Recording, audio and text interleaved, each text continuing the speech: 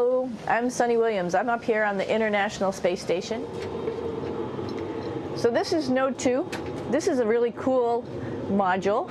Of course, most of these modules you'll see they have 4 sides and they're put together. That way we could sort of work on a flat plane, either a wall, a floor, another wall, or the ceiling. But you know, again, all you have to do is turn yourself and your reference changes.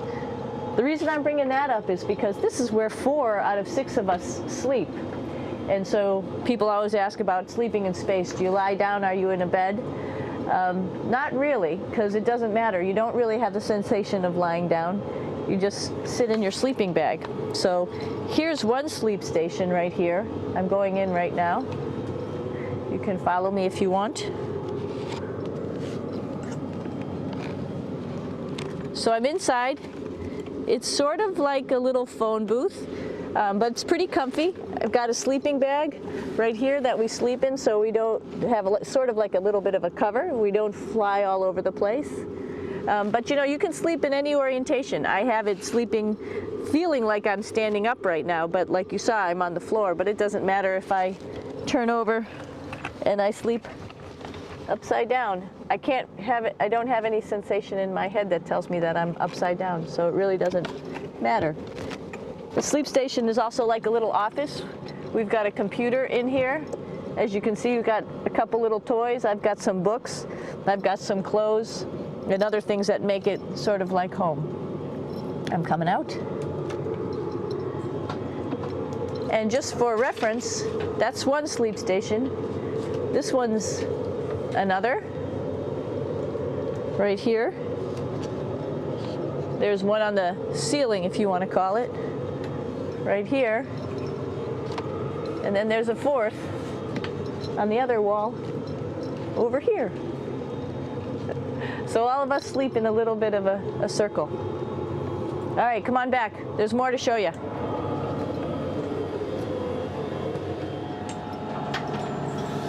I know that there's some questions about how to use the bathroom and how do you actually live in space like normal, like at home. I mentioned real quickly about getting up in the morning and brushing your teeth and washing your face. Well, how do you do that? Well, here is the bathroom essentially. You get up in the morning and we have a little kit and it has all the essential things that you need, like your toothbrush and toothpaste and brush. See how much better the brush makes my hair look? I'm just joking. It still stands up straight. It doesn't matter where you are. It's always going to stand up straight while you're up in space. A lot of people ask about toothbrush and toothpaste. So, luckily enough, toothpaste, you can do it upside right this way, is sticky, and so it sticks to your toothbrush. No problem. Another cool thing is that water sticks to your toothbrush too. If you can see it, I'll have some water come out. The water is pretty neat up in space. It'll stick to your toothbrush and it will make a big bubble, and that's just by surface tension. And then you can drink it. So a lot of people ask about what do you do with the toothpaste after you brush your teeth.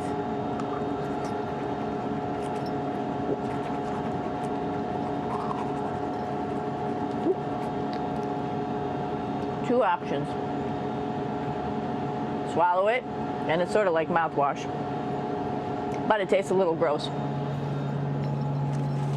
Or you can just spit it out in a paper towel, and then you don't have to worry about it. Swallowing thing I wouldn't recommend at home. I'm only up here for 4 months, so it's not that bad. One of the most pressing questions about living in space, of course, is the bathroom. So let's take a look at that little piece of work. Come on in.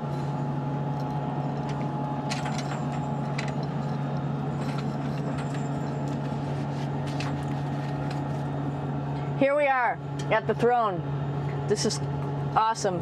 You might see the little You might have noticed the little moon on the outside. This is our orbital outhouse right here.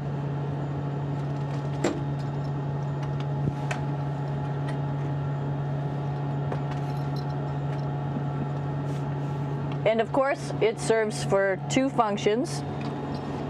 Number two, right here. I'll show you. But you see it's pretty small, so you have to have pretty good aim, and you'll be ready to make sure things get let go the right direction. And it smells a little bit, so I'm closing it up. And that's, of course, for number two. And this guy right here is for number one.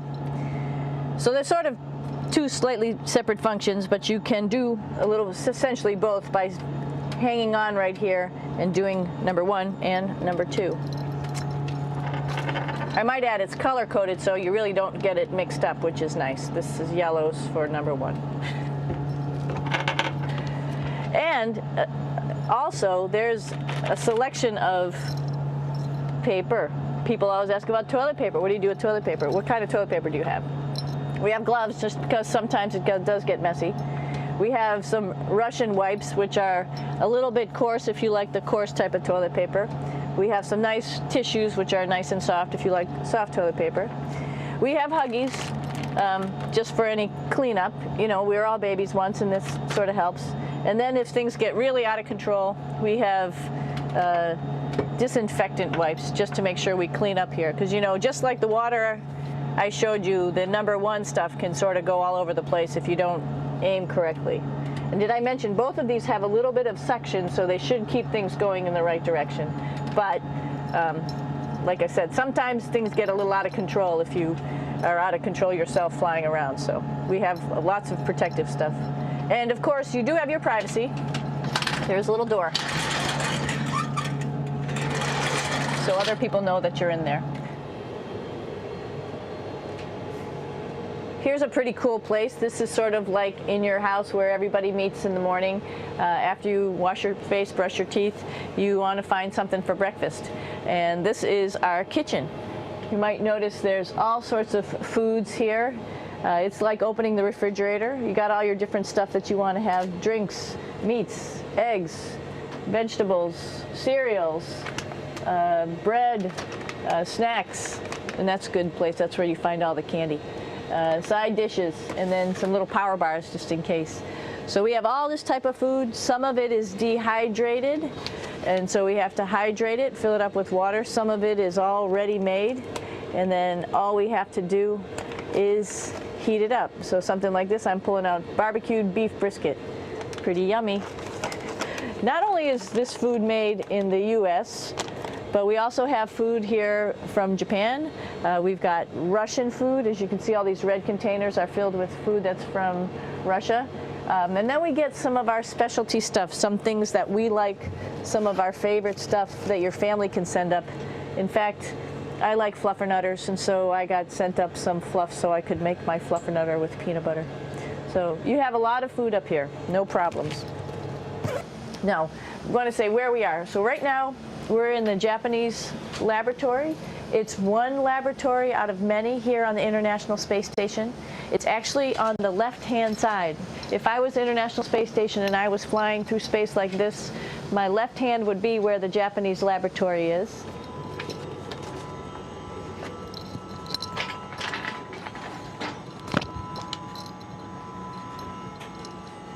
So now again, we're on the right-hand side, all the way on the right of the International Space Station. This is Columbus, the European module. It has science experiments all over. You could see it looks a little bit crowded. And here we do a lot of our medical experiments.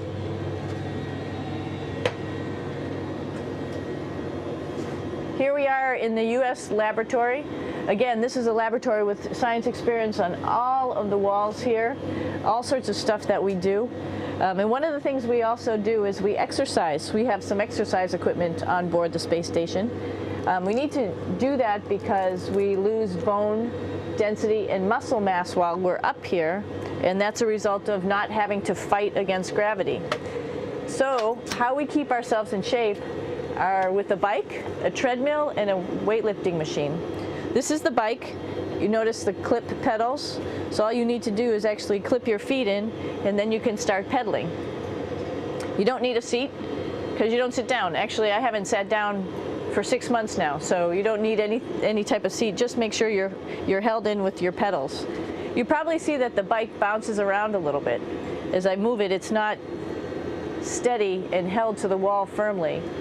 And the reason for that is the space station is pretty big. You saw that there's also solar arrays on the space station. If we start putting any forces into the space station, it's going to make those solar arrays bounce around a little bit. So to prevent that, the machines bounce around a little bit, move around a little bit, and that way we don't put any forces onto the structure of the spacecraft out to the solar arrays.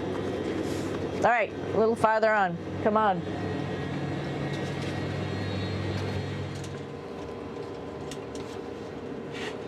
I'm here with my two buddies in the airlock. Actually, these are two spacesuits that are ready, primed up to go outside, as we call it, to go do a spacewalk in case we have to do anything outside. Some of the things we do outside are just like inside, repairs. We have a lot of electrical boxes and machinery and solar arrays, in fact, that I talked about earlier, that are outside, and sometimes they don't work quite right. Remember, space is really cold and really hot, and it's also the vacuum of space with no pressure, and so some of the equipment doesn't work well all the time. So we might have to go out and do a spacewalk. Right behind me is actually the hatch that you go out into space, and right now we have it filled up with a couple other spacesuits because we've got 4 of them up here and some of our tools. But right behind here is the hatch in which you actually go right outside into the vacuum of space. The spacesuit is pretty big, as you can see. It's like being a football player. Part of the reason it's so big and bulky is because of this backside, this backpack. It's like going on a hike with a backpack, but the backpack and the suit weighs about 300 pounds. Luckily in space, nothing really weighs anything, so you don't feel that it's so heavy. But we need to have such a big suit because that guy back there is essentially the heart of the spacecraft. I call this actually a spacecraft. It has all the oxygen for you. It has all the carbon dioxide removal system for you. It also has a heating and cooling system to make sure to regulate our body temperatures while we're outside. It also has a computer, so it tells you on a display here if there's anything that's going wrong with the suit, if we're running out of oxygen, if we have too much carbon dioxide, or any type of electrical problem. So it's a pretty awesome little spacecraft, and actually got to go out, use my little spacecraft a couple times, and it worked like a charm. Lucky that it works very nice.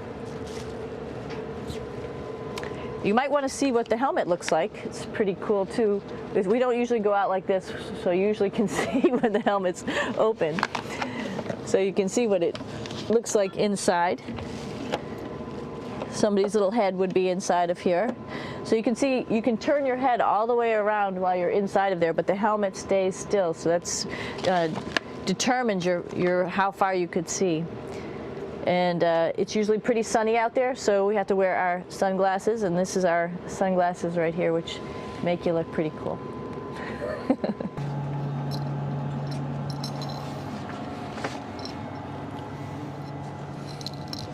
It's like a glass-bottom boat. This is the cupola. It sticks down below the space station. It's one of those places you find yourself hanging out in all the time because all you want to do is look back at our planet. I think some questions I had were about what do you do in your free time? And you can't help but want to just come to the cupola and look outside as much as you can. And a lot of folks, I play this game with myself about where we're flying over the Earth. Try to come in here and just guess. After being here for a little while, you can sort of figure it out. You can tell different cloud types over different continents. You can tell different soil types over different continents. So let's see. And then, of course, there's a lot of ocean. So usually we're over the ocean at first glance. I will tell you in just a moment where we are.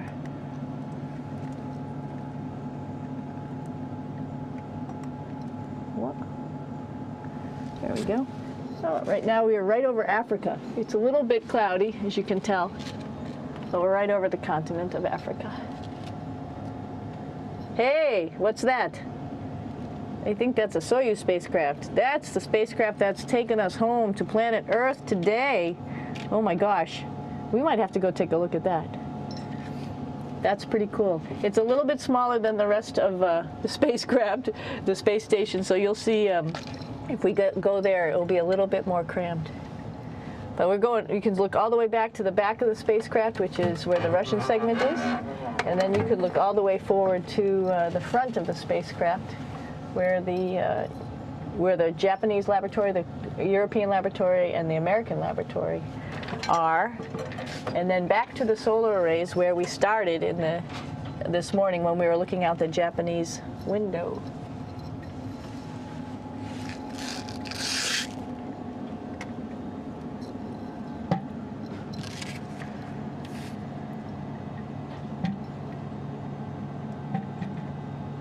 So other questions that were here are, what would you recommend as a job, and to what type of person would want to be an astronaut? I think people who would like to explore, of course people who like math and science, that's what this is all about. We have people in the office who are doctors, teachers, veterinarians, engineers, pilots, so all sorts of people become astronauts, and I think if you see it's just sort of cool, so I think people who like to do a little adventure and like to do cool stuff probably usually become astronauts. Hey, one thing I didn't show you, or I talked about but I didn't show you, was the exercise, another piece of exercise device, which is the advanced resistive exercise, and that's what this is right here. This is ARED, and you could probably see this bar. Let me just do a little bit of maneuvering here. Stand by. You have to set it up just like at any other gym.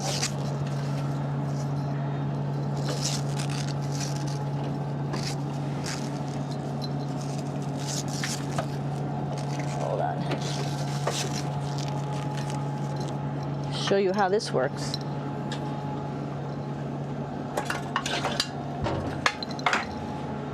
So you can see you can change your attitude just by going from one module to the next, going up from the cupola down here.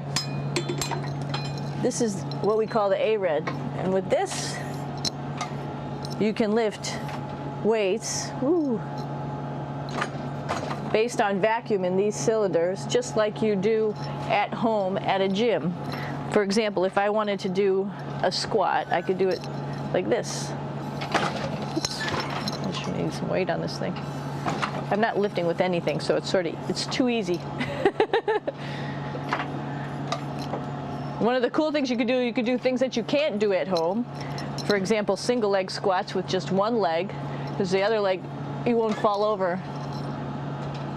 So all sorts of stuff. You can also do bench press. We have a bench that we could add on here, so you can work on your beach muscles.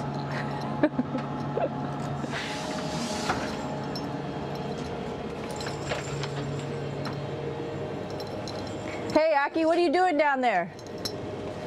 Crashing things. This is one of the cool things about space, too. It sort of looks like there's a big old hole here, but you don't even think twice about it. You can just jump over the hole, or if you want, you can go jump into the hole. I'm coming down. Woo!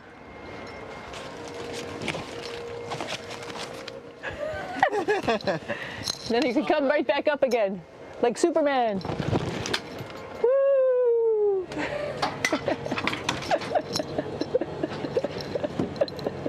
We're lucky we have a really cool big space station that you can fly around in. That's actually called the PMM. You might have saw it out the window. It's a big silver canister. What's really great about that is it's essentially our closet in our pantry, or whatever you want to call it. We have extra food down there, we have extra clothes, we actually throw the trash out down there. So it's nice and organized, and we have all of our stuff that we need while we're working in all these other modules all stowed in this location down here. And it's a lot of fun to play in. So we're going into the Russian segment. Be ready. You don't need a passport either.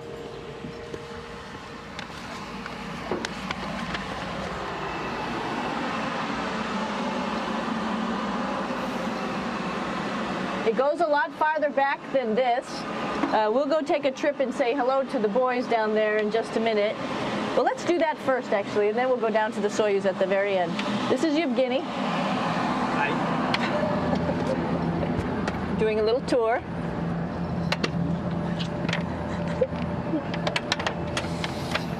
This is the FGB, and what's cool about this module, it is actually the very first piece of the space station that came up in 1998. The space station has been around for about now manned for 12 years, but it's been up in space for about 14 years. And this was the very first. It is like the Russians' PMM. It has a lot of storage, as you can see.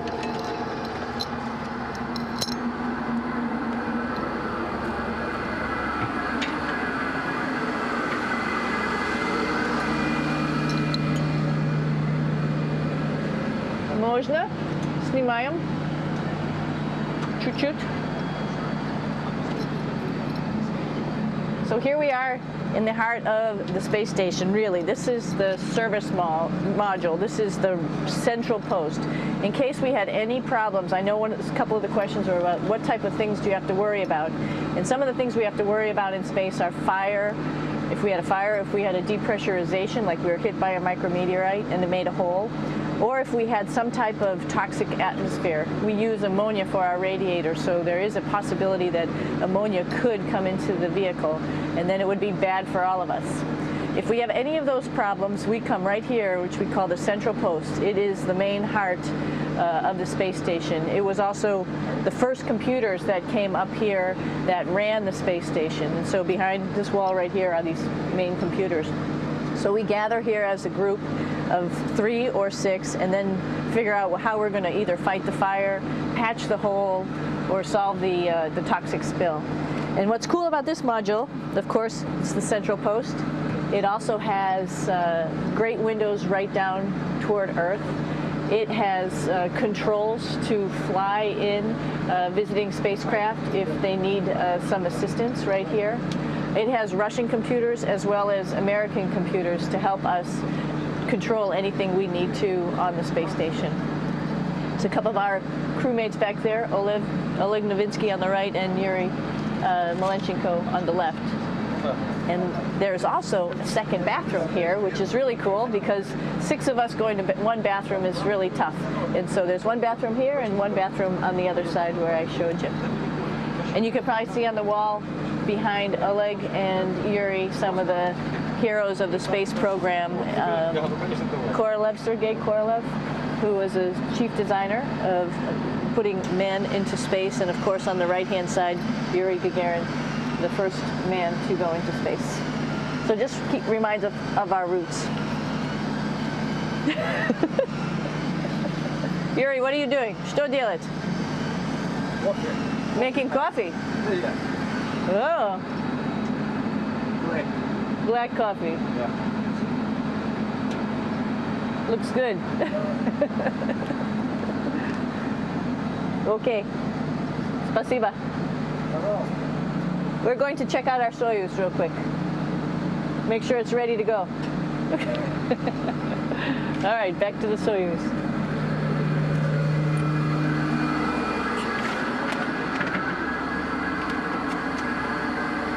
I'm going to stop here just for a quick second. You can see on the Russian spacecraft there's also other modules that stick out, down, and above. Right here is, let's see, I'm trying to be oriented.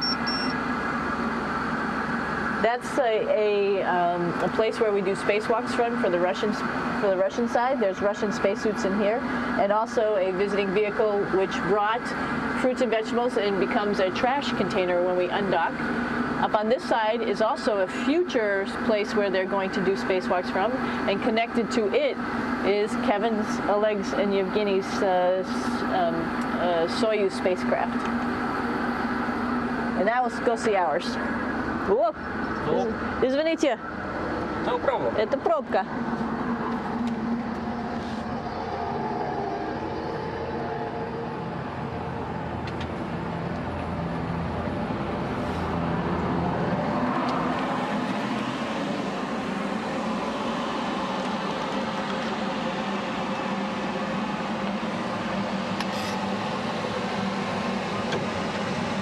Coming down.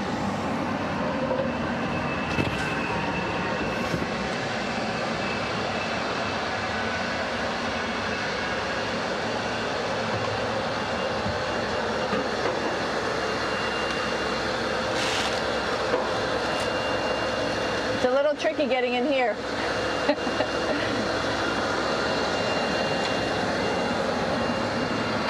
This is the docking probe right here, this big thing. This helps us connect to the spacecraft. This probe actually sticks into this cone, and that's how the spacecraft, our Soyuz, becomes connected to the ISS initially. That is then replaced by clamps, which are around here, that will allow the two spacecraft to be stuck together. And then you can remove the probe and the cone.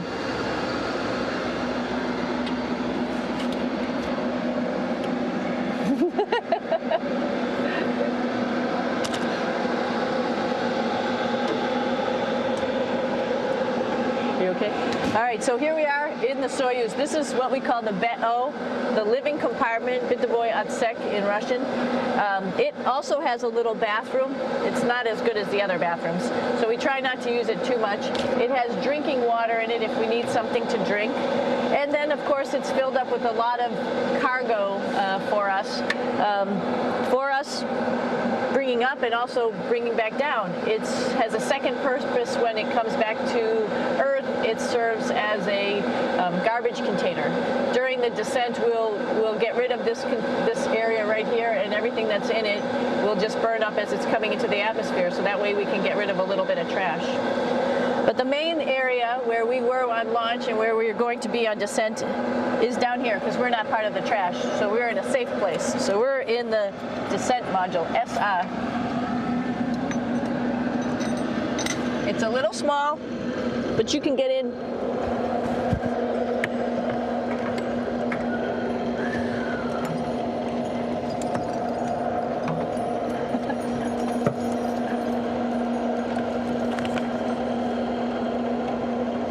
Not sure how well you could see in here. Hold on for a second. I'm going to turn it up this way, just so you could see the hatch and you could see Kevin. It's a little bit small, but we'll come in and show you around. You coming in? Probably not. Okay.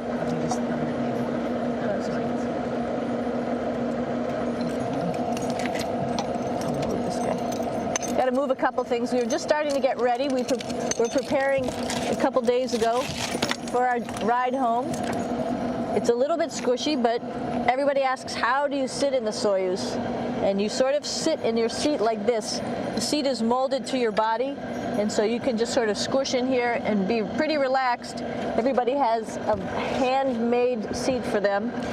And then, of course, there's a control panel, and that's where we do most of our actions and work right here. There's hand controllers which you can fly the vehicle with, and there's a stick right here primarily used for communications when we're trying to talk to the ground. So 3 of us fit in here. Like I said, it's a little squishy, but somehow it seems like we all managed to get in here and fit pretty well, and it's a pretty safe ride home. You're probably wondering, what's all this junk behind us? Well, it's all of our parachute, first of all, and then it's all of our survival gear, just in case we end up landing in some strange place on the planet and nobody's there to rescue us right away. We have all sorts of survival gear with us, keeping us safe in here. So they've pretty much thought of everything. And we'll be home on the planet within the next 12 hours. Pretty shocking.